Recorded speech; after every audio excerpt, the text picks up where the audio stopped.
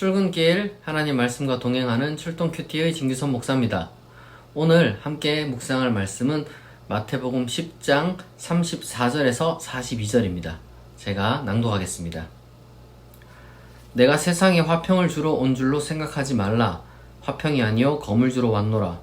내가 온 것은 사람이 그 아버지와 딸이 어머니와 며느리가 시어머니와 불화하게 하려 함이니 사람의 원수가 자기 집안 식구리라.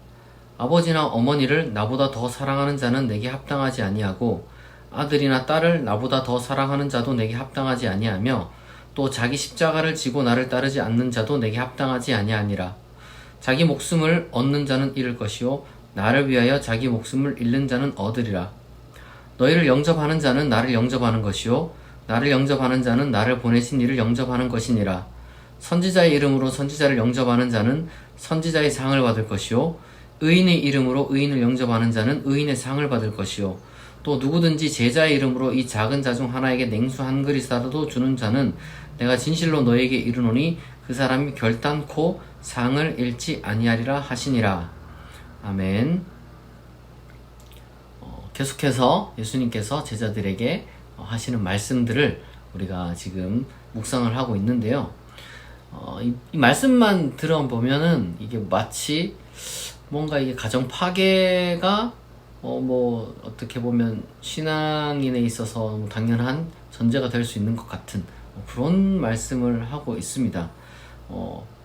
원수가 자기 집안 식구라고 그러고 이제 가족끼리 싸우는 게 너무 당연하다 그러고 또 예수님이 이제 나보다 부모를 더 사랑하면 안 된다 이런 말씀도 지금 하고 계시니까 사실 이 본문을 읽으면서 사람들이 두 가지 극단으로 갈립니다. 하나는 이게 기독교라는 것이 이 가정을 파괴하는 종교이기 때문에 가지선 안 되겠다 이렇게 이제 아예 그냥 실망하는 사람이 있고 너무 좀 극단적인 말씀 아니냐 이렇게 이제 생각하는 분도 있고 또 다른 분은 이걸 또 문자 그대로 지키려고 해요. 그래 예수님을 더 사랑해야지. 그러니까 부모님에 대한 사랑, 자식에 대한 사랑, 그리고 배우자에 대한 사랑 이런 것들을 죄책감을 가지거나 아니면은 정말로 진짜 그 원수처럼 이제 종교가 좀 다르거나 이러면은 이제 전도를 하다가 이제 도저히 안 되겠다 싶으면은 정말 그냥 가족과의 연을 끊어버리는 것이 기독교 신앙의 올바른 모습이다 이렇게 이제 생각하시는 분들이 계세요. 그러나 그게 아닙니다. 그런 어떤 극단적인 이야기를 하는 것은 아니고 표현은 좀 극단적이지만 여기서 지금 이 맥락을 우리가 파악해야 돼요. 지금 이 사람들은 이전엔 없던 그러한 새로운 복음 전파라는 그런 소명을 가진 제자들에게 주시는 말씀입니다. 그러니까 이 사람들에게 뭐가 필요합니까? 이제는 복음 전파를 하겠다고 마음먹은 사람에게는 확신이 필요하고 용기가 필요하고 흔들리지 않는 어떤 결심 같은 게 지금 필요한 거죠. 그러니까 누가 막더라도 나는 지금 이 길을 가야 한다. 그러니까 이제 어떤 그 전쟁터에 나가는 장수의 마음으로 지금 이 이야기를 하고 있다는 것을 우리가 잘 이해를 해야 됩니다. 이게 특수한 어떤 그 정서가 지금 여기에 깔려 있는 거예요. 평상시에는 그냥 잘 나가면 되죠. 이제 서로 잘 지내면 되는데 그런데 이제 만약에 전쟁을 치러야 하는 상황이 있다. 예를 들어서 이제 그러한 상황 속에서 비겁하게 이렇게 숨거나 그러면 안 되겠죠. 정말 좀 뼈 아프지만 그래도 이제 오히려 가족을 위해서 이제 내가 전쟁터에 나가야 되는 그런 상황이 있습니다. 이제 그게 지금 이 본문에 깔려 있는 뉘앙스라는 거예요. 뉘앙스. 그러니까 평소에는 당연히 여러분 가족과 잘 지내야죠. 성경 딴 데 보면요, 마태복음 이런데 마찬가지지만 부모한테 잘 해야지 이거 제대로 똑바로 하지도 않고 내가 고르반이다 효도를 다 했다 이런 거는 안 된다. 그러니까 아주 정확하게 올바른 그 효도와 가족 관계에 대해서 다 이야기를 합니다. 그러니까 요건 약간 특수 상황이다. 복음 전파하기 직전에 그런 것을 우리가 생각을 해야 돼요.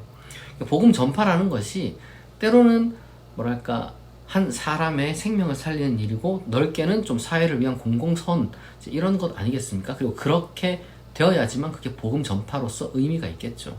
다만 그런 길을 이제 가는 것이 쉽지가 않아요. 좁은 길이기도 하고 그러다 보니까 사람들은 그런 이야기를 많이 합니다. 나를 사랑하니까 나를 사랑하니까 계란으로 바위치기를 하지 마라. 그리고 뭐 이제 좀 비겁하게 살아도 된다.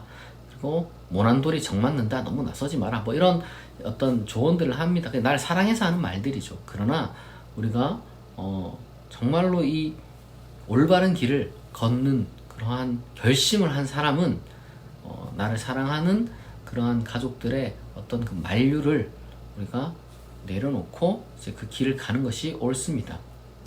그리고 또 한편으로는 예수님께서 이제 너희들이 복음을 전파하면은 어떤 사람들이 분명 너희들에게 잘해주는 사람이 생길 거다. 이렇게 이제 그리고 그 사람들이 복을 받을 것이다. 이렇게 또 말씀을 하시거든요. 다시 말해서 지금 우리가 이 본문을 통해서 제자들의 어떤 마음가짐이라고 해야 될까? 너희들이 가서 복음을 전하고 너희들이 대접을 받을 때, 왜냐하면 그 당시 때는 이 순회 선교자들, 설교자들 뭐 이런 사람들이 종종 있었습니다. 이제 그런 사람들이 먹고 살 수 있는 길은 그 이야기를 듣고 이제 어떤 대접하는 사람들을 통해서 이제 먹을 것을 얻고 그 다음에 뭐 쉴 곳을 제공받고 뭐 이런 삶이었겠죠. 이제 오늘날과 좀 많이 다른 그러한 삶의 형태였을 텐데, 이제 그런 제자들에게 너희들이 이제 지금 부를 축적하는 일은 아니기 때문에 먹고는 살아야 되지만 부를 축적하는 어떤 삶을 사는 것은 아니기 때문에 이제 앞으로 그런 삶을 살겠지만 너희들에게 잘해주는 사람은 하늘의 상을 받을 것이라고 꼭 이제 말해주라. 그러니까 감사함을 표현하라는 얘기예요, 쉽게 말해서. 이게 근데 반대로 생각하면 안 됩니다. 반대로 마치 이제 설교자가 이제 돌아다니면서 설교를 하고 전도를 하게 됐을 때, 선교를 하게 됐을 때 우리에게 잘해준 사람, 당신 이제 나한테 잘해줬으니 복 받을 거야, 이렇게 이제 거만하게 나아가는 얘기가 전혀 아닙니다. 그게 아니라 이 말씀은 우선은 뭐랄까, 전도를 하고 설교를 이제 하는 사람들이 좀 자존심이 이제 많이 낮아질 수 있잖아요. 왜냐하면 이제 뭔가 이제 돈을 버는 일을 하는 게 아니라 그냥 이제 전도를 하는 거고, 이제 그 사람의 말을 듣고 이제 감동받은 사람들이 도와주는 거니까, 쉽게 말해서 어떤 그 사례비를 주고, 그 다음에 뭐 좀 옛날 같았으면 왜 일종의 그 사랑의 성미 있잖아요. 뭐 그런 걸 주는 거랑 똑같은 거예요. 그러니까 그런 식으로 이 삶을 사니까 자존감이 많이 낮아질 거 아닙니까? 그러니까 이제 그런 사람들을 이제 제자들을 위로하고 세워주기 위해서, 그리고 동시에 그렇게 이제 말을 함으로써 하늘의 상이 클 것입니다. 감사합니다. 이렇게 이제 감사함을 표현하라는 얘기입니다. 이 감사함을 표현하지 못하는 사람들이 참 많은데, 그러면 안 됩니다. 이제 혹시나 그 뭐랄까, 여러분들이 이제 전도를 하고 설교를 하는 그런 사역자의 어떤 그런 위치에 있고, 그 다음에 이제 그렇게 살 사람들이라면 이제 감사함을 표현해야 돼요. 항상 도와주시는 분들에게 축복하고 감사할 수 있어야 됩니다. 그걸 당연하게 여기면 안 되고 정말 감사할 수 있어야 되죠. 그리고 동시에 여러분, 이 설교하고 그렇게 하나님의 복음 전파를 위해서 힘쓰는 분들이 있습니다. 그 훌륭한 일들을 하시는 분들에게 여러분들이 냉수 한 잔이라도 대접하면 그게 하늘의 상이 크다, 이렇게 예수님께서 약속을 하셨어요. 단순히 자존감을 세워주는 그 수준을 넘어서서 예수 그리스도께서 자신의 이름을 걸고 약속을 하신 겁니다. 하늘의 상이 클 것이다. 아무 뭐랄까요, 정말 우리가 함부로 여러분 피땀 흘려 모은 재산을 막 이렇게 뭐 갖다 바치거나 날리면 안 되죠. 그러나 만약에 냉수 한 그릇, 이 정도는 우리가 그래도 대접할 수 있지 않을까, 그렇게 생각을 합니다. 우리가 감사하는 마음, 그리고 이제 수고하는 사람들에게 힘을 내라는 어떤 그 후원, 지원, 이런 것들은 정말 뭐랄까요, 한 사람 한 사람에게 큰 힘이 되고 도움이 됩니다. 제가 그래요. 제가 항상 여러분들을 통해서, 이 영상을 통해서, 그리고 이제 다른 여러 활동들을 통해서 선한 일을 하고 어떤 하나님의 일을 하려고 제가 마음 먹고 그렇게 활동을 할 때마다 적지 않은 사람들이 가끔씩 이렇게 이제 도와줍니다. 그럴 때마다 정말 너무 감사하고, 항상 제가 이제 기도도 그렇게 해요. 하나님, 더 많은 것으로 채워달라고. 정말 그 넉넉한 마음, 정말 더 이렇게 많은 사람들을 도울 수 있도록 더 풍성하게 부어달라고 제가 늘 축복하고 기도합니다.